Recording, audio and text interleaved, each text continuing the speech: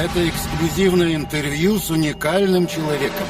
Бывший сотрудник КАПО эстонской полиции безопасности и одновременно агент российской разведки.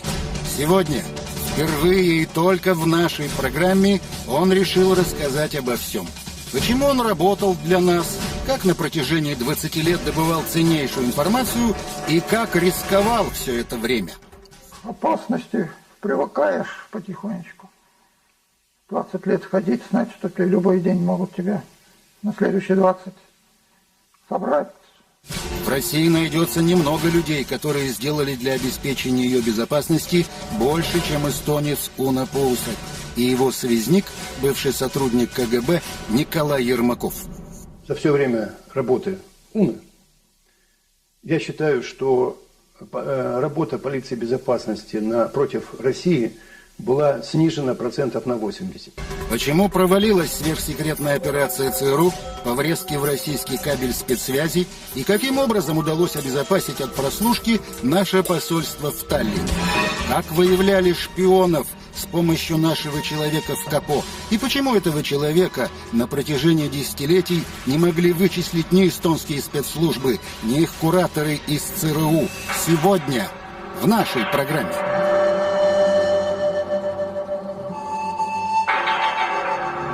Уно Пуусеп, эстонец, вырос в семье советского офицера. В 70-е после окончания спецшколы по специальности радист-диверсант поступил на службу в КГБ СССР. После развала Союза оказался одним из немногих бывших чекистов, кого взяли на работу в КАПО, эстонский аналог российской ФСБ. Я как бы бывший сотрудник КГБ, у нас теперь чисто демонстративно это культивируется уже везде, что нас, как бывших, дальше технических вопросов не пустили.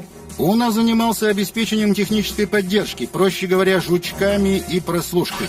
Скромный человек без карьерных амбиций, крепкий профессионал, технарь был вне подозрений. Основной целью новой эстонской спецслужбы КАПО стала работа по республикам бывшего СССР. Россия воспринималась как внешняя угроза, США как главный союзник и старший брат. И это при том, что после перестройки США с Россией находились вроде бы в дружеских отношениях. В этот период времени американские спецслужбы абсолютно целенаправленно, абсолютно осмысленно ушли в тень, предоставив возможность активной разведывательной деятельности спецслужбам прибалтийских государств, которые напрямую, конечно же, не представляли Америку, но, получив эту информацию, они ее направляли в общий банк данных, и американцы ею полностью пользовались. Был налажен вот такой вот обмен, называлось это деятельностью разведсообщества, особенно стран НАТО. В середине 90-х русофобия стала официальным политическим курсом Эстонии. Культивировался национализм и откровенно фашистские настроения, в том числе и в среде сотрудников спецслужб. Насколько можно понять, американцы стараются возбудить этнический конфликт между русскими и эстонцами, и вот в условиях этого конфликта тогда легко управлять ситуацией и манипулировать не только народными массами, но и самой политической элитой эстонской в данном случае. В 96-м году Уно Пуусеп принял непростое решение – предложить сотрудничество российским спецслужбам. Его товарищ и бывший коллега по КГБ Николай Ермаков тогда жил в Эстонии, занимался бизнесом, владел частной пекарней и регулярно бывал в России. Уно попросил его помочь установить контакт с ФСБ. Он всегда подчеркивал, что не хотел бы работать и наносить ущерб Эстонии как государству. Но видя, куда катится Эстония, он давал информацию исключительно по тем позициям, которые наносили вред и самой Эстонии. К чести Уно нужно, я могу заявить, что за все время он не взял ни копейки денег в качестве вознаграждения за свою работу. Поначалу в ФСБ отнеслись к инициативе Уно с недоверием. В тот период у России была масса внутренних проблем, и ФСБ было не до Эстонии. Однако После перепроверки первой же полученной от него информации сомнений не осталось. Новый агент – источник ценнейших сведений не только об эстонцах, но и об их кураторах из ЦРУ. Кроме того, стало ясно, что при участии Эстонии против России началась скрытая агрессия. Николаю поручили стать связным Уно Поусепа. Мы перешли с ним на конспиративные условия связи с помощью тайников, которые закладывались в самых разных точках. Я не хотел бы тут давать бесплатный мастер-класс полиции безопасности Эстонии. Эстония – поселок Айгвиду в нескольких десятках километров от Таллина. На пересечении улиц Сиде и Пейбе-Маанте, чуть в глубине от дороги, старый дом с большими окнами. Под ним проходит подземный оптоволоконный кабель, через который передается зашифрованная дипломатическая информация из российского посольства. Именно в этом доме в начале 2000-х ЦРУ и АНБ при поддержке КАПО решили установить оборудование для перехвата и расшифровки закодированного сигнала. Американцы привезли в Эстонию целый комплекс спецаппаратуры. Самолет с техникой они привезли скрытно. Это был вообще самолет АВАКС, который нелегально посадили на Пернский аэродром. По легенде, груз был оборудованием для компьютерного класса. На 2 автомобилях его доставили в это здание и приступили к монтажу. Сложнейшая операция с технической точки зрения. Это резко надо, в прямом смысле надо оптический кабель отрубить, пустить его через американскую технику. И в этот момент весь связь пропадает. Его была договоренность с эстонским руководством связи, там под легендой проведения чисто технических работ. Этот момент был согласован с другой стороны, другая сторона, это российская сторона, куда этот кабель шел. Естественно, никто никому не говорил, что это американская спецслужба этим занимается. Операция готовилась в обстановке строжайшей секретности. Заняла около года и стоила немалых денег. ЦРУ были уверены, что затраты себя оправдают. Ведь на кону контроль за российскими государственными секретами, дипломатической и коммерческой информацией. Знало 3 или 4 человека во всей республике об этой операции. Они оседлали канал, но когда подключили аппаратуру, которая занимала несколько тонн, и была оценена, по-моему, порядка $20 миллионов, вся эта разработка, они были обескуражены тем, что закрытый канал исчез. Уно Поусеп через связного предупредил российскую контрразведку о готовящейся врезке. В итоге секретную информацию пустили по другим каналам. Это, конечно, расстроил страшно американскую сторону. Были в ярости этого, что у них такие затраты и технические, временные, самое главное, что на этом поле-то они не экономят, деньгами можно все купить, но время-то не восстановишь. Это лишь малая часть совершенно секретных документов, добытых Уно Поусепом для российских спецслужб. Доклады директору КАПО, премьер-министру, инструкции, отчеты о совещаниях с представителями прибалтийских, финской и британской разведок, информация из МИ-5, БНД, СИС, канадской контрразведки и ЦРУ, данные агентов и, конечно же, материалы прослушки, записи разговоров руководства КАПО. На том аудиофайле директор полиции безопасности Эстонии Райво Аек инструктирует своего агента из числа сотрудников эстонского посольства в Москве. Директор КАПО Райво Аек обсуждает с неким Яунусом Р., своим высокопоставленным агентом, деятельность шведских и латвийских неправительственных организаций. Какие-то защитники животных уже едут из Швеции. Защитники животных – это одно дело. Другой вопрос, что эти чертовы латвийские мартышки тоже хотели сюда приехать и поучаствовать в мероприятиях. Половина из них – антифашисты. Вчера из Валга выслали одного, который значился в черном списке. Из Пиарну. Оттуда из Ихла выслали 3 человек. Что они хотели организовать? Демонстрацию. Несанкционированную демонстрацию? Они хотели ее зарегистрировать. Они хотели провести акцию перед Министерством иностранных дел. Но министр внутренних дел отказал. 1,5 года назад Райво Аек был вынужден уйти в отставку. По мнению экспертов, главной причиной стало недовольство американских кураторов многочисленными провалами эстонцев. Кстати, скоро Аек будет баллотироваться в парламент, причем от националистической партии, в содействии которой его подозревали в период работы в КАПО. Райво Аек – чисто полицейский сапог, знаете, такой, я бы сказал, туповатый солдафон, не способный адекватно ставить задачи оперативному составу и соответствовать тем требованиям, которые предъявляются сегодня к контрразведке 21 века. Вклад Уно Пуусипа в череду неудач эстонской контрразведки переоценить трудно. Благодаря ему еще до разоблачений Сноудена стали известны масштабы разведывательной работы в Европе Агентства национальной безопасности США. Мне давали руководство КАПО задание послушать. Каждый день добавлялись десятки телефонов, общей численность сотнями. В АНБ, например, ушло гораздо больше информации, номеров.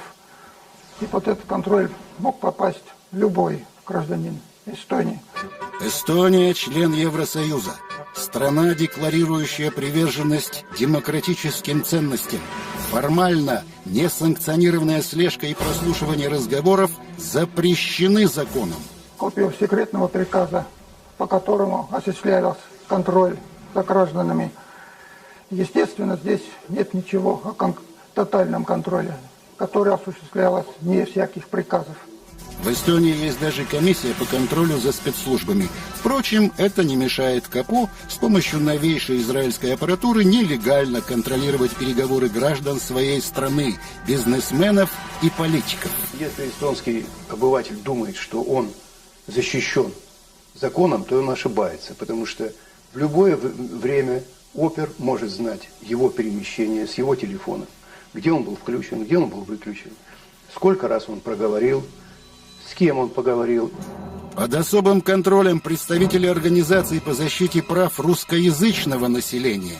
Русских в Эстонии около 30%, и именно они считаются здесь главной угрозой национальной безопасности. Когда крупные российские бизнесмены приезжают, например, в Эстонию, то они попадают под плотный колпак. Весь комплекс оперативных мер, начиная от наружного наблюдения и заканчивая прослушиванием телефонов, в том числе мобильных, слуховой и видеоконтроль гостиничных номеров.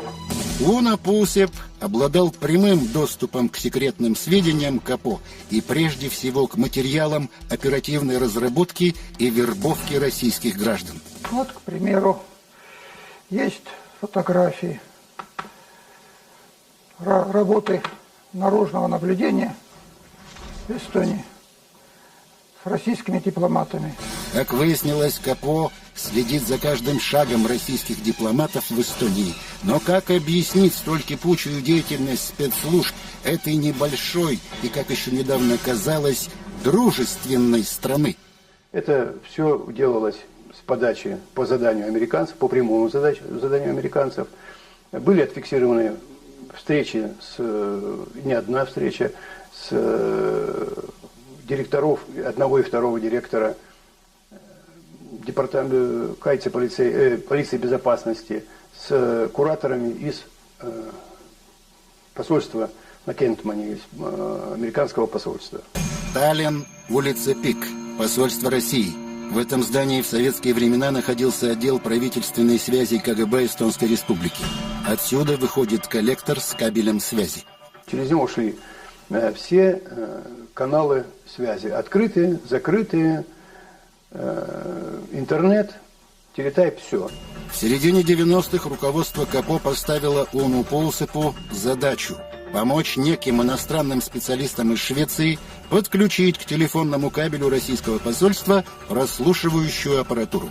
Прямая задача – ставить на контроль в российском посольстве все выходящие оттуда открытые и закрытые линии. Доступ к кабельному коллектору через люки на мостовой. Напротив посольства здание ЭТС, через которое и проходят кабели. С обратной стороны здания неприметная серая дверь, вход в ЭТС. Идеальное место для установки прослушки. Именно сюда иностранные специалисты привезли свою аппаратуру, которая до этого хранилась в здании эстонской полиции безопасности. Мне стало абсолютно ясно, что здесь работает иностранная спецслужба. В данном случае они представились как шведы. И ясно, что эта информация эстонскому государству неинтересна. И все эта информация идет через Швецию, идет наверняка в Америку. О том, что в здании АТС кабель из российского посольства подвергся так называемой красировке, то есть на нем была установлена аппаратура перехвата сигнала, УНА сообщил Николаю. Я же технический работник, я знаю, что подключение российского посольства – это задача их послушать. И естественно, что я не мог это допустить, чтобы это так осталось. Именно тогда у ЦРУ появились подозрения, что в КАПО работает Крот, иностранный агент. Его начали искать. Однако никаких улик против Уна Паусипа на тот момент не было. Когда я задавал вопрос другому сотруднику полиции безопасности о том, как там у вас Уна, он говорил, он сидит за шкафом, что он там, кому он нужен. Это была великолепная маскировка, грамотная, профессиональная. Уна Паусип искусно изображал недотепу технаря, продолжая работать на российские спецслужбы. Именно его информация позволила выявить предателя Валерия Оемяя. Передал информацию и в дальнейшем стал собирать информацию по его работе против России. В 1999 году Оемяй, бывший сотрудник службы внешней разведки России, добровольно предложил КАПО свои услуги. Было замечательно видеть, как трансформируется интерес Эстонии к этому шпиону в интерес английской разведки. После первой же беседы вербовочной с этим шпионом Юрий Пихль, тогдашний директор, привел на встречу английского, из английской резидентуры, английского разведчика, которому просто без затей передал на связь этого Оемяя. Оемяй проработал на британскую разведку около года, затем был арестован и получил 7 лет тюрьмы за шпионаж. Никаких попыток освободить, помочь с адвокатами или обменять Оемяя ни эстонская, ни британская спецслужбы не предприняли. Отношения эстонской разведки, полиции безопасности в частности, ну, наверное, и других, это фактически как к вещи какой-то использованной. И когда эта вещь уже не нужна, то есть ее выбрасывают просто-напросто. Как отработанный материал используют. Это бывший подполковник погранвойск России Игорь Вилков. Еще один шпион, имя которого сообщил российской разведке агент Уна Паусип. Заплатили за сотрудничество, так скажем, скорее всего, на накладные расходы $1300. Вот. Это за год работы так. Вилкова поймали, судили, после чего он 8 лет провел за решеткой. Недавно вышел на свободу. Пока я там, у меня родители умерли, сестра умерла, семья полностью разрушилась. То есть наказан был я достаточно хорошо. Куратором Вилкова была сотрудница КАПО Зоя Тинт. По его словам, она контактировала с ним, пренебрегая элементарными правилами конспирации. Как они работают, это... Но, с другой стороны, мне кажется, что их это и мало волнует. Ни тайников, ни псевдонимов, ни кодовых слов. Разговоры с куратором велись по обычному телефону. Именно это позволило Уну Паусипу моментально выявить предателя. Но разоблачение Игоря Вилкова – это, конечно, 100% моя заслуга, моя работа. И разоблачить его, я, выполняя свои служебные обязанности, записывал все его информацию, проходящую по телефонным линиям. Россия и Эстония – бывшие братские республики. Многие эстонцы хорошо говорят по-русски. У многих россиян после развала СССР остались в Эстонии родственники и друзья. Эти обстоятельства значительно расширяли возможности вербовки россиян. В тот период времени один из руководителей американской спецслужбы сказал: вы знаете, у нас нет проблем с приобретением источников информации. К нам выстроилась очередь людей, которые хотели бы сотрудничать с нашими спецслужбами, в частности ЦРУ. Сейчас наша задача состоит в том, чтобы из этой очереди выбрать людей, которые реально обладают информацией, которая нас интересует. Андрей Терпинский, бывший слушатель Академии ФСБ России, с 96-го года жил в Эстонии. Однажды ему позвонила все та же Зоя Тинт. Представилась сотрудницей спецслужб и предложила помочь с продлением вида на жительство. Естественно, не просто так. Она говорит, не могли бы восстановить свои контакты, кто у вас там из ваших однокурсников учился. Задача по возможности встречаться с ребятами, которые работают, их там единицы, и с которыми, как ни странно, кто не работает, кто в коммерции занимается. После того, как Терпинский представил список своих бывших однокурсников, проблемы с видом на жительство были решены. Документы уже, виды на жительство дали. Она сказала, что о нашей встрече знает, чтобы вы не переживали, только руководитель на тот момент был этот Юрий Пихов. И я, говорит, больше никто о вашем там существовании не знает. Благодаря информации, получаемой от Уна Пулсипа, ФСБ удавалось пресекать деятельность агентов КАПО. Их выдворяли, либо закрывали им въезд. Российских граждан удавалось спасать, причем многих еще на стадии вербовки. Виктор Пчелкин, офицер запаса российской армии, часто приезжает в Эстонию навестить пожилых родителей. В один из приездов в августе 2002 года, когда я был вместе с семьей, к родителям приехали представители спецслужб, которые отвезли меня в полицию города Валга и предложили сотрудничать в плане сбора информации о воинских частях, дислоцируемых на территории северо-западного региона, воздушно-десантных войск и Главного разведуправления Генштаба. Виктор Пчелкин от сотрудничества отказался, но эстонские разведчики продолжают проявлять настойчивость и по сей день. Предлагались материальные средства с целью сбора информации в зависимости от того, какой интерес она будет представлять. И до настоящего времени предложения эти продолжаются. Это Карл Пакс, бывший руководитель боевого братства Эстонского союза ветеранов советской и российской армии. Свою должность Пакс использовал для сбора сведений о российских военнослужащих, как бывших, так и действующих. Людях, которые прошли службу в специальных подразделениях, о людях, которые выполняли специальные задачи. Это видеозапись собеседования Пакса с сотрудниками службы безопасности крупной российской компании. Он претендует на ответственную должность, поэтому вопрос о связях с эстонскими спецслужбами возникает неоднократно. Скажите, пожалуйста, а вы агент КАПО? Нет. Ответы меняются, когда работодатели намекают Паксу: связи с КАПО, если они есть, это только плюс. На этом можно заработать.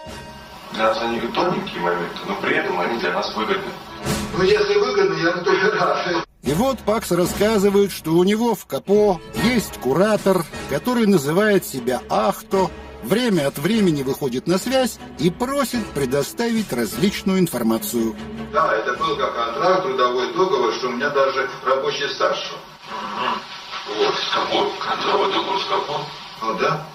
Дальше еще интересней. Пакс сообщает, что встречался со своим куратором Ахто накануне поездки в Москву и получил от него деньги 300 евро, а затем и вовсе сдает куратора со всеми потрохами. Где-то 1,85 м, 1,90 м высокий такой, крупное лицо такое овальное. Яйцеголовый, короче. Ахто, да? Да. Более того, Карл Пакс обещает, что если его возьмут на работу, он будет и впредь информировать обо всех своих встречах с представителями эстонских спецслужб. Контакты или такие вопросы со стороны КАПО или каких-то других структур, я немедленно вам буду сообщать. 2010 году в российские органы контрразведки обратился охранник летно-испытательного центра КБ Сухого в Астраханской области Григорий Косенко. Он рассказал, что получил от КАПО задание собрать информацию о новейших российских истребителях. Самолеты Су-35 и Т-50. Задача стояла очень сложная. Надо было собрать информацию по техническому данным самолета, оптический прицел, радар, полностью систему вооружения и сколько боеприпасов он может нести. История его работы на КАПО началась еще в 1992 году. Тогда к Григорию Косенко, в то время матросу эстонского торгового флота, обратился сотрудник КАПО, назвавшийся Урмасом. А мы тут живем, нам надо дружно жить, тем более у вас жена местная, говорит. Я говорю, давайте будем, да я говорю, что я против Эстонии ничего не имею. Урмас познакомил его со связным Валерием Денисовым. Поначалу Косенко должен был сообщать о случаях контрабанды на эстонском флоте. Но вскоре он получил первое серьезное задание добыть информацию о хранении токсичных отходов на полигонах в Свердловской области и Приморье. Впрочем, это поручение Косенко выполнить не удалось. Полигоны хорошо охранялись. В 1994-м он решил переехать в Россию, в Астраханскую область. Узнав об этом, эстонцы поручили ему установить на полигоне в Капустином Яру, как раз в той самой Астраханской области, некие контролирующие устройства на шахтах запуска российских баллистических ракет. Выбора-то и не было. А выбор был такой. Или мы тебя здесь сдаем, или ты отсюда не выйдешь. Потому что ты так много теперь знаешь и про нас, и про то, и про наши цели. Приехав в Астраханскую область, Косенко купил дом, обзавелся хозяйством и стал готовиться к выполнению задания КАПО. Эстонцы выделили мне 3 технических устройства, похожие на хоккейные шайбы, с 2 включателями. Включатель красный и черный. 2 включателя. И сказали, при установке Аринг, сотрудник КАПО, сказал, нажмешь только на черную. При установке нажмешь только на черную. И все, больше тебе ничего не надо.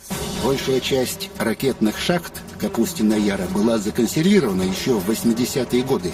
Действующих было всего несколько. Это нереально туда было попасть. Они очень сильно охранялись. Там двойная или тройная защита. Там не то, что там проползти нельзя, не то, что там проехать или пройти.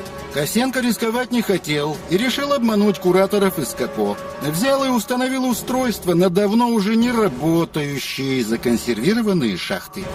Здесь была 1-я шахта, там 2-я, там 3-я. Я спустился вниз, прилепил, включил, пошел в 3-ю шахту. Провалив очередное задание, Косенко был уверен, больше люди из КАПО его никогда ни о чем не попросят. Со временем он устроился работать охранником на испытательный полигон КБ Сухого в Ахтубинске.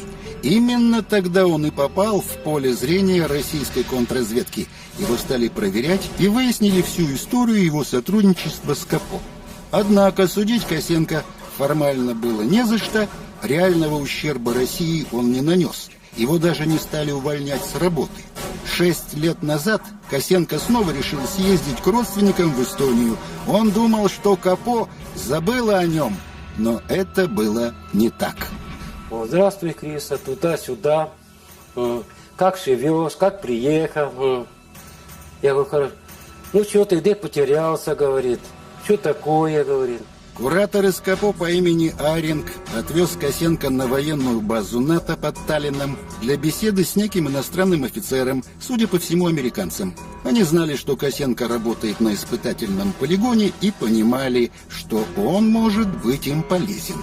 Когда мы прибыли на морскую базу НАТО в Вимсе, этой информации больше нашими Су-35 и Т-50 интересовался офицер натовских спецслужб разведки.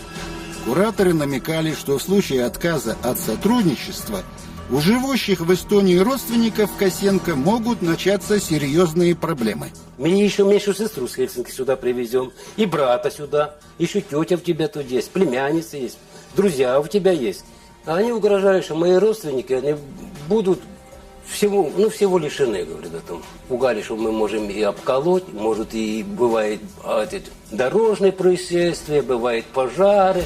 Вернувшись в Россию, запуганный Косенко понял, выхода из этой ситуации самостоятельно ему не найти. Если он начнет собирать информацию о российских истребителях и передавать ее эстонцам, то за это его точно посадят. Очень тяжело. Я до сих пор переживаю. Мне страшно, я по ночам волком вою. Уна Пуусип и его связной Николай много лет соблюдали максимальную осторожность и конспирацию. Но риск разоблачения существовал всегда, и чем дальше, тем больше. Один раз мы даже столкнулись нос к носу с службой наружного наблюдения. Оказалось, что эти люди работают по другому объекту. Меня они не заметили, хотя в лесу они меня знали. Это были бывшие наши сотрудники. Бесконечная череда утечек информации и провалов операции эстонской разведки не могли остаться незамеченными. И это очень беспокоило прежде всего американцев. Однажды Уна Пуусипа вызвал к себе директор КАПО Райво Аек и, заметно нервничая, поручил срочно переписать с диктофона на компакт-диск некий важный разговор. Ну, мне удалось получить диктофонную запись со встречи американского куратора с нашим эстонским гендиректором, откуда я однозначно понял, что именно американской стороны решили передать Эстонии, где у них находится утечка. Утечка была указана конкретно на техническую службу бывших сотрудников. То ясно, что один из них был я. Президент ЦРУ требовал найти шпиона и отчитывал директора КАПО как учитель школьника. Эту информацию Уна сразу же сообщил Николаю. Но зачем Райво Аек тайно записывал беседу с американским куратором на диктофон? И зачем он передал запись сотруднику технической службы, в которой, как следовало из разговора, и находился предатель? Может быть, директор подозревал Пуусипа и провоцировал его выдать себя попыткой побега? И вот тут перед нами стал вопрос. Что делать? Значит, уходить сразу или же все-таки, взвесив все, остаться? И он остался. Он принял сам это решение, учитывая, что против него не было ни одной улики. Ее не могло быть на тот момент. Николай Ермаков, понимая, что за ним тоже может быть установлено наблюдение, попытался отвести подозрения от Уна. Он расширил круг общения, стал демонстративно поддерживать ничего не значащие контакты со многими людьми, в том числе с бывшими коллегами. Американцы и руководство КАПО искали предателя в течение нескольких лет. В итоге их подозрения пали на Владимира Вейтмана, также бывшего сотрудника КГБ. Конечно, у меня удивление было очень большое, когда, в принципе, вместо меня арестовали моего коллеги Вейтмана, который, сколько я знал, абсолютно ничего не передавал. Ни в чем не виновный Вейтман сознался в сотрудничестве с российской разведкой и был приговорен к 15 годам заключения. Каким образом было получено его признание, можно только гадать. Я не исключаю воздействия химического воздействия, при котором человек может все что угодно на себя наговорить, повторяю. И поэтому был суд скорый, закрытый, и человек получил свои максимальные сроки. После ареста Вейтмана эстонские правоохранители поспешили отчитаться о своих успехах и организовали пресс-конференцию. Директор КАПО на полном серьезе рассказывал журналистам историю вербовки Вейтмана с последующим его разоблачением.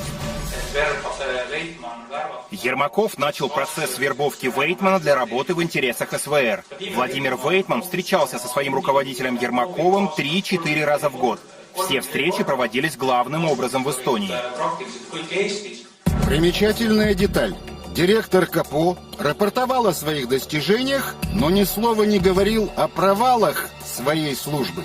По версии КАПО, обвиняемый секретов не знал, а значит, и рассказать русским ничего не мог.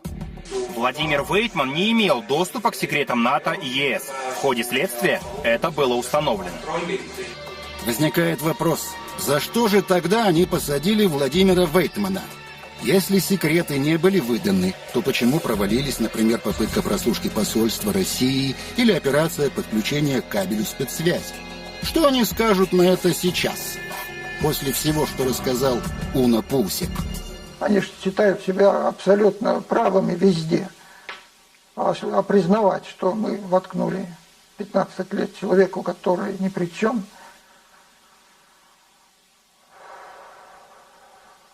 то хорошо бы, если бы они это делали. Говорят, да, мы тут ошиблись. В практике спецслужб невиновные люди часто попадают под ложные обвинения, но, как правило, в судах такие дела разваливаются. Этот случай выдающийся. За шпионаж, которого не было, человек получил 15 лет. И это при том, что настоящий крот Уно Пуусип так и остался невыявленным. Надо отдать должное хладнокровию и правильно выбранному, я считаю, правильно выбранной линии поведения. Приходить каждое утро на работу, открывать дверь, не зная что тебя ждет за этой дверью, и не знаешь, выйдешь ли ты в эту дверь свободным человеком или в наручниках. Все эти годы это требует громадного мужества и самообладания. Почему только сейчас Уно Пуусип решил выйти из тени и рассказать о внутренней кухне эстонской разведки? Я же очень хорошо помню то, что было у нас лет 20, немножко больше назад. Появляется, в принципе, в Украине то же самое. Под флагом демократии, под разными ценностями, которых мы все уважаем, нормальные люди, приходят к власти, руководимые американцами, силы, можно даже сказать, темные силы, если так образно. И враг сразу появляется один – Россия. ЦРУ продолжает активную разведывательную деятельность и пытается делать это руками подконтрольных спецслужб прибалтийских стран. При этом эффективность работы КАПО США явно не удовлетворяет. Отсутствие результатов толкает эстонцев на авантюры. Самый яркий пример – захват сухогруза «Арктик Си», организованный бывшим руководителем Бюро координации эстонских спецслужб Эриком Кроссом. Множество дерзких и подчас нелепых попыток эстонцев пошпионить в России потерпели крах. Далеко не все случаи становятся достоянием общественности, но, учитывая активность КАПО, нас ждет еще много занимательных историй. Эстония оказалась самым слабым звеном в системе разведки НАТО. Во многом благодаря скромному сотруднику КАПО Уно Пуусипу. 3 года назад Уно уволился по выслуге лет и переехал в Москву. Сейчас бывший агент российской спецслужбы, простой российский пенсионер. О его прошлом до недавнего времени знали всего несколько человек. Эта работа же такая, что вообще никто знать не должен. 2-3 человека, и то только руководители. Ни жена до сих пор ничего не знает. Теперь его увидели миллионы. Добытые нашим агентам внутренние документы КАПО, данные сотрудников, имена агентов, оперативные материалы и многое другое, вся эта информация еще долго будет использоваться в интересах России. Уно Пуусипу есть еще многое, что рассказать. И продолжение этой истории может оказаться очень интересным.